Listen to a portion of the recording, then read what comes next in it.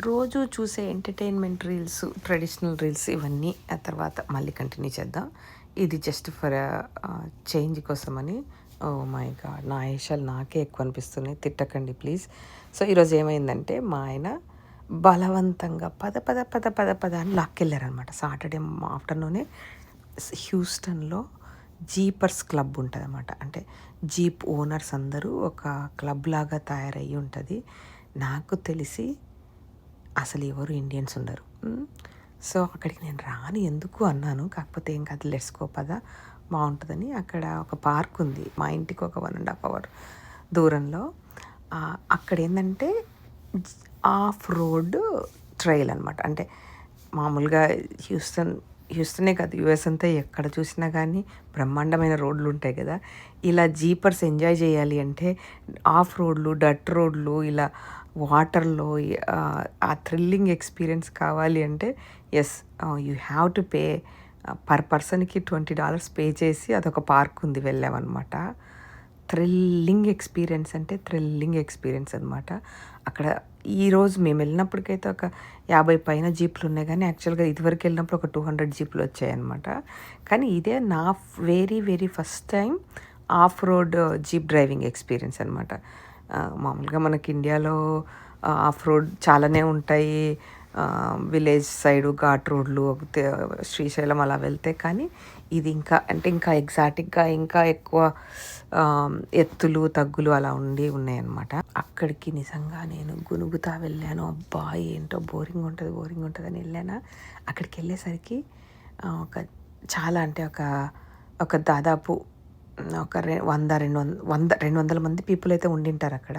వాళ్ళందరూ camp out వేసుకుని మొత్తం అందరు తెల్లోళ్ళు, మెక్సికన్స్, ఈవెన్ నల్లోళ్ళు అందరూ ఉన్నారు. మంచిగా వెళ్ళగానే ఎంత బాగా రిసీవ్ చేసుకున్నారంటే ఫస్ట్ టైం అంటే తెల్లవాళ్ళు వచ్చేసి మన దగ్గరికి ఫ్యామిలీ అని చెప్పి నాతోటి ఎంత బాగా మాట్లాడారంటే అసలు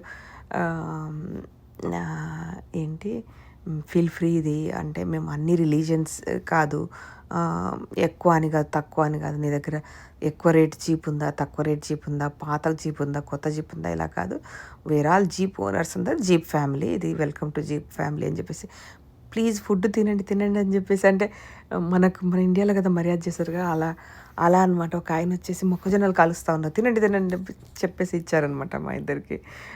కొందరు అంటే వాళ్ళందరూ ఫుల్ హాలిడే మోడ్లో ఉన్నారు. పర్ఫెక్ట్ వెదర్ ఉంది. అయితే అక్కడ క్రిస్మస్ టైం కదా కిడ్స్ అందరికీ గిఫ్ట్ తీసుకొచ్చారు. తర్వాత పెద్దవాళ్ళకు కూడా లాటరీ టికెట్స్ వేసి గిఫ్ట్స్ ఇస్తూ ఉన్నారు. నిజంగా అంటే ఒక ఫెస్టివ్ లైక్ వాతావరణం అనిపించింది అన్నమాట. తర్వాత అప్పటికే వాళ్ళు ఒక రైడ్ వెళ్ళొచ్చారు.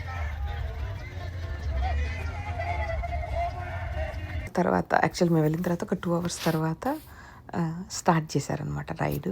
వాళ్ళకి చెప్పాము మేము ఎప్పుడు చేయలేదంటే మీరేం వర్రీ కాకండి, మీకు ఏ హెల్ప్ కావాలన్నా కానీ అంటే మీకు మధ్యలో ఎక్కడైనా ఇరుక్కుపోయినా కానీ మేము వస్తాము, మీకు డోంట్ వరీ అని చెప్పేసి చెప్పారనమాట.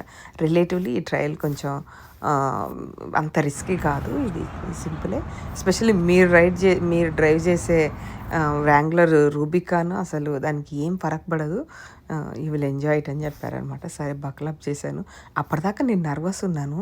ఎక్కిన తర్వాత అస్సలు ఎంత అంటే అసలు నిజంగా మా జీప్కి అయితే అసలు ఏది ఫరక్ పడట్లేదు అనమాట. అంటే లిటరల్లీ ఏమంటాం ఒక 3-4 ఫీట్ లోపలికి వెళ్ళిన ఒక 6 ఫీట్ పైకి రావాలన్నా కానీ ఎంత ఈజీగా ఎక్కుతుంది దిగుతుంది అదైతే. అంటే నాకు వీడియో క్యాప్చర్ చేయడం కుదరలేదు. అంటే నేను అంత ధైర్యంగా అంటే బెల్ట్ తీసి నిలబడి అలా వీడియో తీస్తే వచ్చుండేది కానీ నాకు ఫస్ట్ టైం కదా, I don't take risk. Plus చీకటిగా ఒకటి ఉంది. సో వీడియో అంత బాగా క్యాప్చర్ చేయలేకపోయాను కానీ ఆ థ్రిల్లింగ్ ఎక్స్పీరియన్స్ ఉంది అసలు వావ్. సో మధ్యలో అసలు వాళ్ళు ఎంత ఫ్రెండ్లీగా ఉన్నారంటే మళ్ళీ మధ్యలో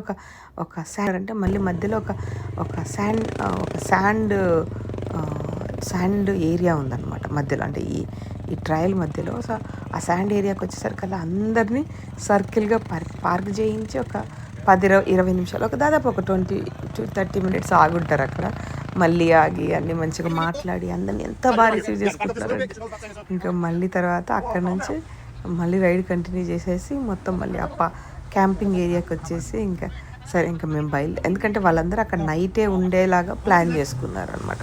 అంటే ఫ్యామిలీస్తో వచ్చారు, చాలా మంచి ఫ్యామిలీసే ఉన్నారు అందరూ, పిల్లలు అందరూ బాగున్నారు.